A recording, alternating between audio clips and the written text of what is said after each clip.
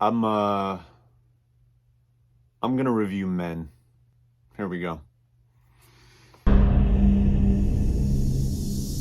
This was directed by Alex Garland. If you are not familiar with Alex Garland, he is solidifying himself as one of the most proficient directors working today. Definitely original. Definitely puts his own spin on things. If you wanted to check out any of his previous films, he's directed Annihilation, which came out in 2018, I believe, and then he also directed Ex Machina, which is far and away his best film. I prefer his films in the order he's released them, Ex Machina being my favorite, Annihilation second, and then actually that's not true. I would put this above Annihilation. No, I wouldn't. No, I wouldn't. No, this is about even with Annihilation. Just gonna read the synopsis from Rotten Tomatoes. IMDb had a synopsis, but it was literally like 6 words. So I wanted to give you guys a little bit more to go off of in case you wanted to check this out.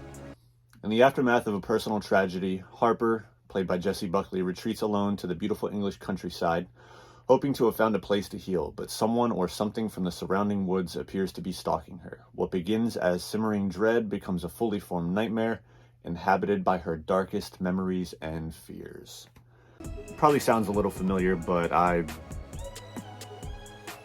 promise you there is nothing familiar about this movie. Let's just begin with the performances, because once you see this, hopefully you'll be in the same boat I am. Jessie Buckley deserves an Oscar nomination at least for her performance in this movie. She will not get an Oscar nomination for her performance in this movie because the Academy hates genre films. They never show any love to horror whatsoever. Go back to 2018, where they snubbed Toni Collette for her performance in Hereditary. That's the best performance I've ever seen, arguably, from an actor ever. And she didn't even get nominated, let alone win. She didn't get nominated. That's robbery. And I guarantee you, we'll have this same conversation come January or February when they announce the new Oscar nominations, and she's not on the list. Just the way it goes. I wasn't sure how she'd be as an actress. I haven't seen her in anything else, but there is an argument scene about 15-20 minutes into the film. And if I went with someone to see this, I went by myself. If I went with someone to see this, I would have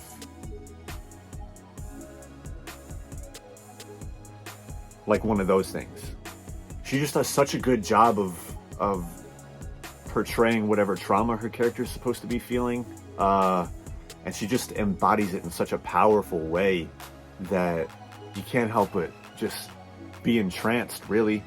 You can't take your eyes off the screen. Rory Kinnear, who I have only seen in one episode of Black Mirror. I don't know any of his other work besides that, which, by the way, his episode of Black Mirror, a little crazy. He plays every other male character in this movie with the exception of one. And he does it so well.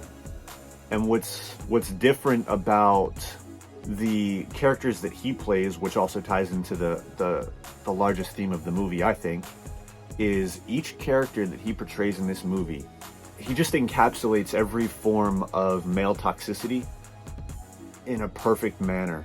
There's even some instances where, you know, the conversations start off empathetic and consoling, and then they slowly start to deteriorate into something else. He does it in such a creepy, effortless way. It just works too well. The pacing and the editing for this movie were fantastic. The argument scene that I had spoken about a second ago is part of a much larger scene that you see more pieces of, but the way that this story weaves in and out of the two timelines, I think they're about a couple months apart, but the way that it's woven together, it doesn't get too jumbled. Nothing gets convoluted along the way. You're able to know what's going on at all times, and sometimes when you splice two timelines together like that, it tends to get a little choppy. I mean, for being a horror movie, it's a very upsetting film, but not in the typical ways you would think. it's very overindulgent in what it chooses to show in terms of violence or just overall grotesque nature. I think that it's done purposefully. I think it really speaks to just the general inhumane nature of men and how we can behave when placed in certain situations. If this message was at all lost on you at any point in this film, Alex Garland definitely makes sure to include a specific scene in here that plasters the message plain as day for everybody to see. Towards the climax in the third act, there is a scene in a bathroom with a vicar. I'm not going to say anything else about the scene. That's all I'm going to say, because it's just, it's uncomfortable. And the choice of diction as this scene plays out it's so perverse and accurate, which is the saddest part. It's a rough watch, but it speaks volumes to the shit that actually is said and done to women nowadays that shouldn't be happening at all. He also makes a point to notate that if given the proper tools, men will eventually just destroy themselves. They'll exploit themselves. They'll show their true nature, who they really are. And I think it was genius to have the same actor play all of these different roles to really showcase that the same man can have many different personalities or character traits or things that would alter how you normally look at them. And if at any point during this movie you are watching it and you're not liking the way that men are portrayed and you're not liking the way that things are being talked about or discussed, that's probably the feeling of vindication. Men can be pieces of shit. And if you don't think so, turn on the news, go on social media. It's anywhere. I mean, humans in general can be pieces of shit, but men specifically are just a little bit. Jesus Christ. How could I forget? The last 10 minutes, that had to have been some of the most graphic effects I've seen. My friend Aaron actually saw this 2 days before I did. I'm sorry, he saw it a day before I did.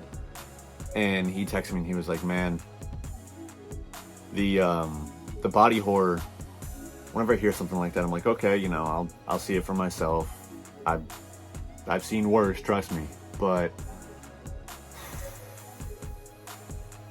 there was something, I don't want to use the word fresh because it's not fresh to look at, but it was fresh in terms of a boundary that they push. The way a body is supposed to bend and contort, it takes you right up to the final credits. So it really leaves a taste in your mouth after you leave the theater. All that being said, I really enjoyed the movie. If you choose to check it out, I hope you enjoy it too. For convenience's sake, maybe don't watch this on an empty stomach.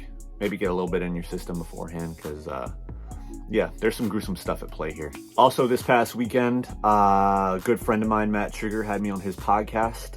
You could check out Bearded Wholesome and All Things Baltimore podcast. He is on Facebook, Twitter, all of your major podcast platforms.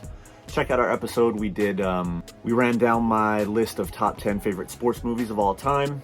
I've gotten some colorful feedback on that, so check that out. Check out some of his recent episodes. He does some great stuff over there. Keeps up with all things going on in Baltimore and sports in general. Give him a follow. I'll see you guys in the next one.